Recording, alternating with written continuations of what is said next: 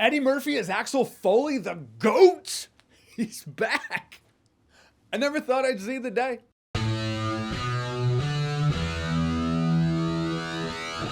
So Beverly Hills Cop AXEL F is a Beverly Hills Cop movie, an Axel Foley movie 40 years after the first movie, 30 years after the last movie. AXEL F is directed by Mark Malloy, which as far as I can tell is his feature film debut. Once again, Detroit's finest, Axel Foley, played by Eddie Murphy, comes to Beverly Hills because the wrongs need to be righted.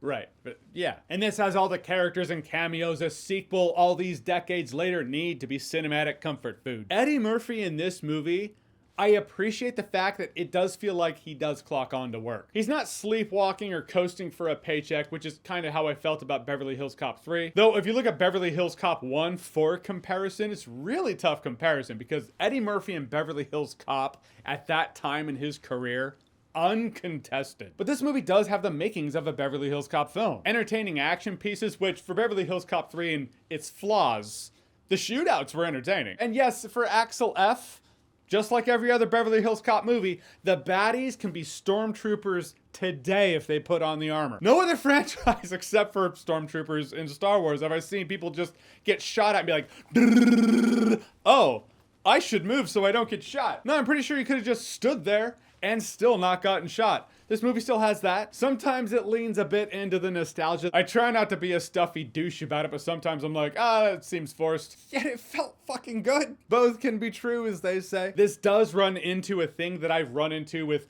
other franchises that have done this. Like the Bad Boys movies, a sequel all these years later for a franchise that was built on these young hotshot cops being, yes, young hotshot cops. Well, now they're old guys. It's like, it does feel different. This movie leans into that in a couple ways that does keep it fun and within character. Like that scene where he was gonna monologue and he was like, I don't have time for this. Do you have a room? But as Eddie Murphy and his classic Beverly Hills Cop crew, they are older now. You need some young blood. Largely, that's Joseph Gordon-Levitt. I thought he was great in the movie. He does bring that young cop energy dealing with a situation that is far too big for him. He's by no means the star. It's still Eddie Murphy as Axel Foley, who is the star of the film. Made for a good dynamic with the characters. I felt they could have done more, at least in a more organic way, between him and Axel Foley's daughter as he's romantically entangled with her. But in large part, there is a formula to Beverly Hills Cop. How it starts, what kicks it off, what happens when Axel Foley gets to Beverly Hills, and how it goes down as he is there. Sticking to the formula would largely feel safe.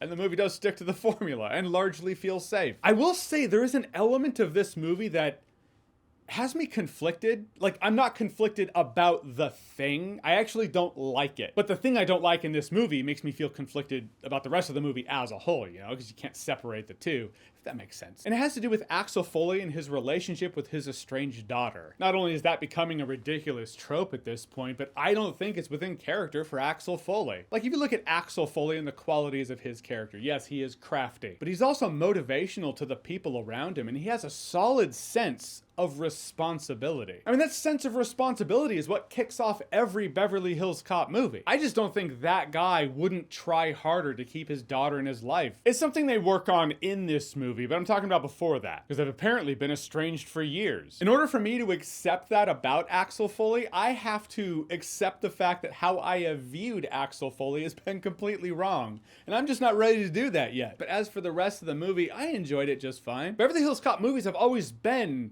a perfect encapsulation of the product of their time. Beverly Hills Cop 1, perfect 80s action cop comedy. In fact, if there is an action cop comedy you enjoy, Beverly Hills Cop is probably the reason why. Beverly Hills Cop 2, the 80s action cop comedy sequel, that's not as good as the first one, but a solid sequel nonetheless. Beverly Hills Cop 3, 90s action movie cheese, which yes, can be amazing. But there are also those in the 90s action cheese category that fly too close to the cheese sun, which I feel Beverly Hills Cop 3 did, and now Beverly Hills Cop AXEL F. A 2024 sequel decades after we thought we'd ever get one, starring an aging cast that looks to capture that nostalgia. I do feel like this movie dropping on Netflix does help it, you know? When you go to the theater, you gotta drive to the theater, you gotta pay money for the theater, you do pay for Netflix, sure. It's really convenient to be like, oh, I can just watch AXEL F.